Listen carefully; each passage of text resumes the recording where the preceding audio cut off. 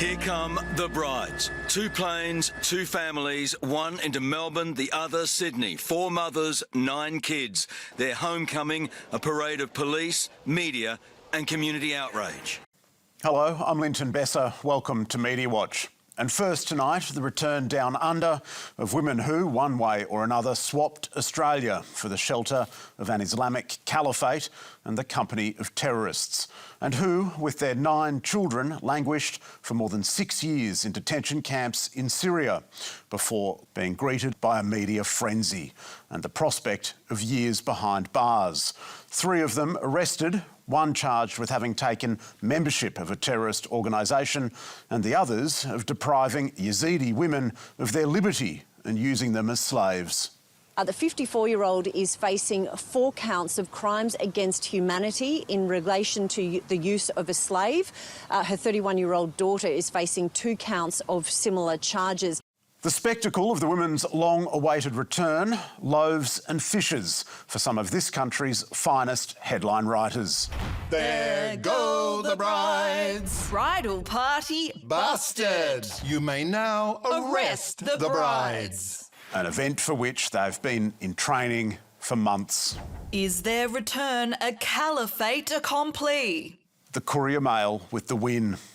There has been, for some time, a steady trickle of rumour that the women and their children were finally going to make it back to Australia, priming the media to capture every possible angle when it happened. The networks rolling out a mission control countdown before switching over to the flight tracker. Camera operators, under orders to bank the money shot, were sweating on getting the right plane touching down, while swarms of reporters lay in wait at Sydney and Melbourne airports, hoping to ask questions of the women themselves. Why did you marry an ISIS terrorist? Do you regret what you did? The only real interviews were landed by 2 very clever, very tenacious reporters who managed to get themselves a ticket and capture footage of the women aboard the plane. You couldn't wait to have a coffee in Melbourne on Little Collins Street. Precisely the kind of sentiment which had the opinion makers in a lather. Australians are horrified about letting people into the country who vowed to kill us. Would be extremists, could be terrorists, we don't know. Some exploring claims the women could have been stopped from entering the country. You have politicians and many Australians saying don't let them back in. They can be stopped. The temporary exclusion order should have been issued to these people given the nature of the charges today. Well, that's not the advice that the government has received. It is, in fact, to be celebrated that we don't exile our citizens, even those whose choices we might abhor, and marks Australia as one of the world's more enlightened societies. That and our rather boisterous free press. And now to that most welcome of all of last week's news. The Reserve Bank drops another bomb on home buyers. The 3rd rate rise this year, another 25 basis points to 4.35%, slugging Australia's 3.6 million mortgage holders. Food and petrol prices through the roof, and now mortgages too, especially devastating for one sector of the economy in particular. The bank's wasting no time passing the hikes on in full. And which of the big 4 banks first dragged itself into action? Which bank indeed? The Commonwealth Bank has been the first to move, announcing it'll pass on the increase in full. Its gold medal performance observed by other media, but not by the Commonwealth Bank's journalists. Yes, journalists. Because 18 months ago, the biggest of the big 4 announced it was moving from the banking business to something much more lucrative than news business. In an Australian banking first, CommBank will launch its own media network. Creating so slick an operation, some legacy media outfits may be turning a shade of greenback, with the latest news, featured stories and videos joining its very own television program, The Brighter Side, which aired on Channel 10, featuring some familiar faces. The Brighter Side, brought to you by CommBank, is jam-packed with expert tips and practical ideas to help you live your potential. A spin-off of its glossy lifestyle magazine, complete with paid ads. There's also the inevitable podcast, because we don't have enough of those. One of the CBA's more recent guests, none other than Treasurer of the Commonwealth, the other one. It's nice to see you again, Luke. Thanks for the opportunity to have a chat. And a step-by-step guide to pump more of CBA's wonderful journalism into your browser. CommBank Newsroom is a trusted source of news, analysis and information. Of course it is. Helping to build this media empire, a man who's already overseen one, the former ABC News Director Gavin Morris, under whose guiding hand the bank has also forged close ties with one of this country's most important news organisations, Australian Associated Press. The not-for-profit wire service, better known as AAP, whose straight-down-the-line reporting has filled the gaps of almost every newspaper and radio and television bulletin in this country for almost a century.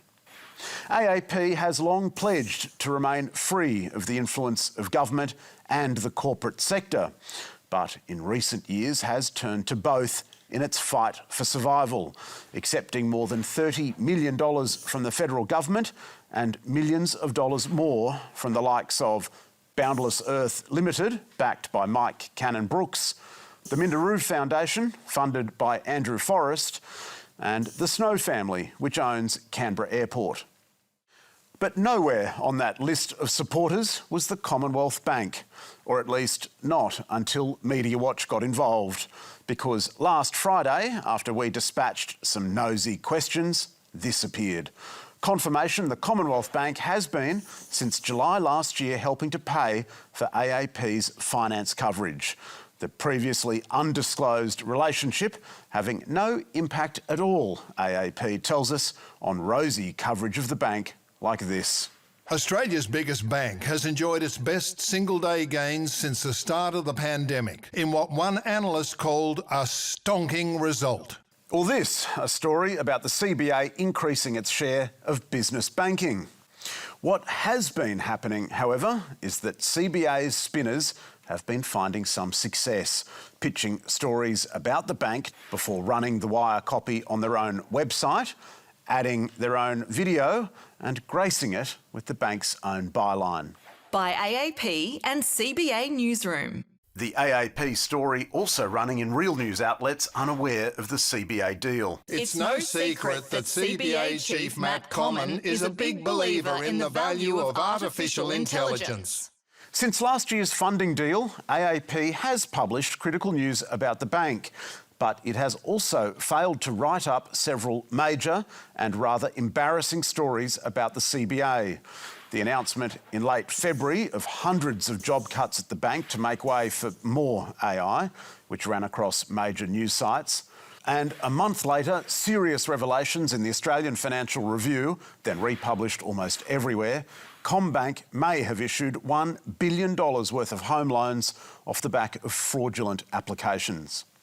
AAP may well have had good reason to miss these yarns, but its failure to tell readers that its finance reporting was partly funded by the bank can only but raise questions about those decisions, even if the CBA insists it has clean hands. Our association with AAP respects and complies with the AAP Charter, and CBA is not involved in AAP's editorial decisions. AAP said its Charter of Independence had not been compromised, and its failure to disclose its financial agreement with the bank was a mere snafu.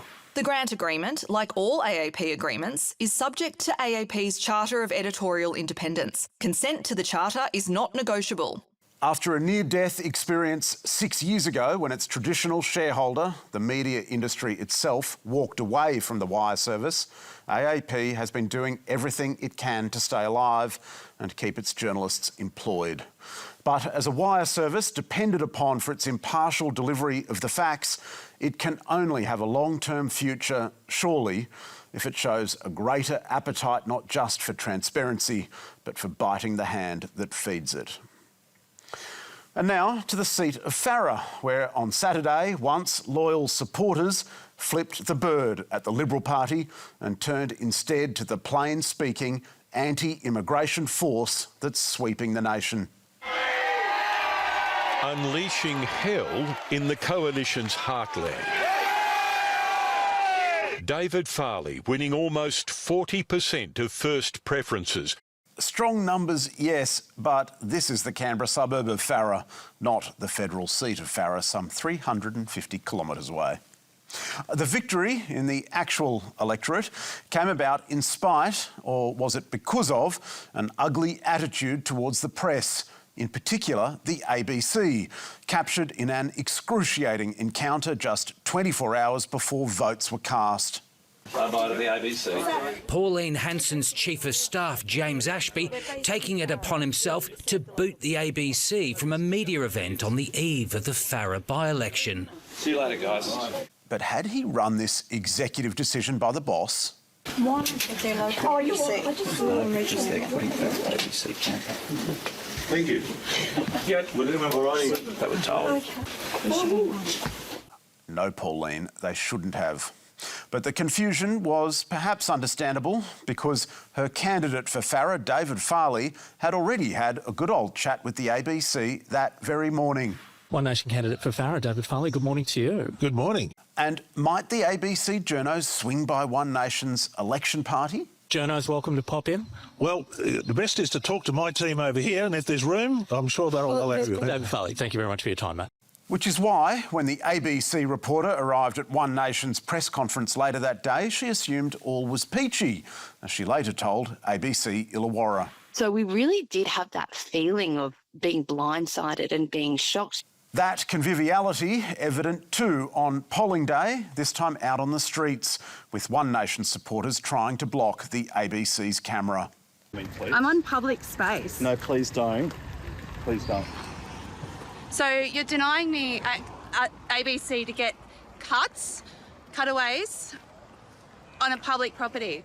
So why was Australia's national broadcaster shown the door by One Nation on the eve of a knife-edge by-election? Could it be what happened 7 weeks ago when its South Australian election campaign was soiled by this ABC corker? One Nation candidate Aoi Baxter wanted in the UK. A UK court has confirmed that Aoi Baxter, also known as Trent Baxter, was charged with sexually touching a woman without consent. Forced to dump its preferred candidate, the party of grievance added another to its ever-growing list. One Nation doubles down on ABC ban. I don't want to talk to them. It's bad enough I got to pay their wages. The acrimony still fresh when the ABC set about reporting another by-election in the Victorian state seat of Nepean, with One Nation hopeful Darren Hercus responding to one ABC interview request with this. Unfortunately, due to the ABC's lack of impartiality, I am unwilling to discuss the Nepean by-election. Another ABC reporter, Alicia Thomas-Sam, receiving similar treatment. Do you want to speak to the ABC? Oh, at the moment, no, thanks, Ali. No. This is a national program. Yeah, I know, Ali. Neither One Nation nor the ABC would comment, but One Nation's animosity should really come as no surprise. Pauline Hanson's Svengali having voiced his displeasure for years over unflattering pictures. Pauline Hanson had a tick bite or a wasp bite on her face. They continued to use that shocking image for almost a year. And allegations the ABC gives the PM an easy run. Well, we know the ABC's been biased for at least a decade now. Reporting an election is among the most sacred of responsibilities for the press and vital to the body politic. If One Nation is blocking the ABC because it suffered some tough reporting, or worse, because it believes it's lit upon some kind of cunning electoral ploy, alarm bells should be ringing. Not least for those other journos who stood and watched the ABC ejection and raised not a word of protest. Because if modern-day America is any guide, the fake news prescription, the enemy of the people designation, may very quickly be hurled at others too. And that's all from us tonight. Be sure to check us out on ABC iView as well as YouTube and Facebook. You can find full statements on our website. And don't forget to send us your tips. See you next week.